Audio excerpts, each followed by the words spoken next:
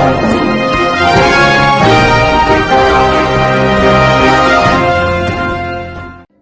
દર્શક મિત્રો, આપ જોઈ રહ્યા છો મુંબઈ તરંગ ન્યૂઝ. હું છું એન્કર અર્પિતા પટેલ. હવે જોઈએ અગત્યના સમાચાર.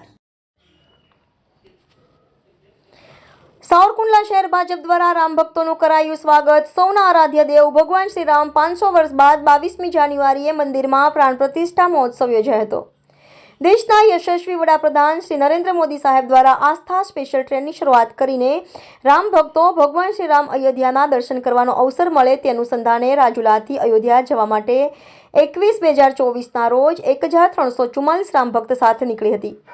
આ રામ ભક્તો ભગવાન શ્રી રામના દર્શન અયોધ્યા દર્શન પણ કરવામાં આવ્યા હતા. સાથે સાથે ટ્રેનમાં પ્રભાત ફેરી તેમજ રામધૂન ભજન કીર્તન કરીને પાછા સાવરકુંડલા આવ્યા હોય ત્યારે શહેર ભાજપ પ્રમુખ શ્રી પ્રવીણભાઈ સાવજ, મહામંત્રી શ્રી વિજયસિંહ વાઘેલા, રાજેશભાઈ નાગરેચા તથા નગરપાલિકા પ્રમુખ શ્રી મેહુલભાઈ ત્રિવેદી સહિત સંગઠનના લલિતભાઈ મારુ, ગૌતમભાઈ સાવજ અને ટ્રેન ડબ્બા ઇન્ચાર્જ સતીશ પાંડે દ્વારા રામ ભક્તોને સેવા પણ પૂરી પાડી હતી. તેમજ રામ ભક્તોના પરિવારજનો તેમજ મિત્રો દ્વારા પુષ્પ વર્ષા કરીને સ્વાગત કરાયું હતું.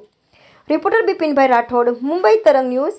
સાવરકુંડલાથી સરકાર દ્વારા જે વ્યવસ્થા આસ્થા ટ્રેનની શરૂઆત કરવામાં આવી તેમાં સાવરકુંડલા શહેરની અંદરથી 79 યાત્રાળુ અને આખા તાલુકામાંથી લઈ અને કુલ 186 લોકો સાવરકુંડલા મંડળના યાત્રામાં ગયા હતા.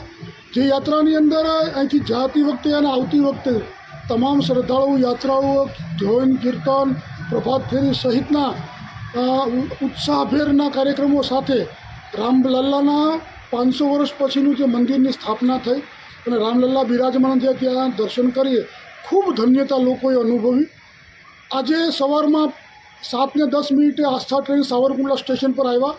આ સર્વે યાત્રાળુઓનું સાવરકુંડલા શહેર દ્વારા ખૂબ ભાવવિભોર સાથે એનું સન્માનને પુષ્પાવૃષ્ટિ કરવામાં આવી હતી. તેઓનો અભિપ્રાય પણ પૂછવામાં આવ્યા હતા. ત્યારે એને ન ભૂતો ન ભવિષ્યથી એવું કીધું હતું કે અમારા જીવનની અંદર આવી સરકાર દ્વારા વ્યવસ્થાઓ, જમવાની વ્યવસ્થા, રહેવાની વ્યવસ્થા, તમામ પ્રકારની વ્યવસ્થાઓ, ત્યાંથી સ્ટેશન ઉપરથી લઈ જવાની વાહનની વ્યવસ્થા, તમામ પ્રકારની વ્યવસ્થા સરકાર દ્વારા કરવામાં આવી હતી.